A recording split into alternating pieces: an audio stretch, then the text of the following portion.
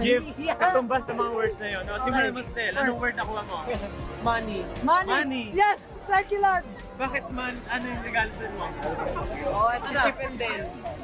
Bakit man? All money. Diba ang chipmunk, ano kinakain nila? Money! Very good. Tama nga. Hindi kami magkakaroon ng money, pero tutulungan kanila kumuha ng mga money. Alright!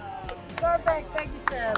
Sa akin naman, pagkarinig ko kasi gun, fun pala. Bumili ako ng gun. Ay! Pero, it is something really fun gawin. Alam kong may enjoy mo gamitin to. Bubble? It's a bubble gun.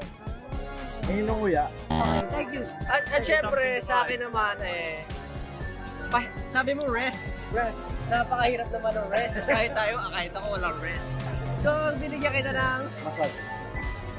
Ano yun? Bako! Elsa! Paghinga! What?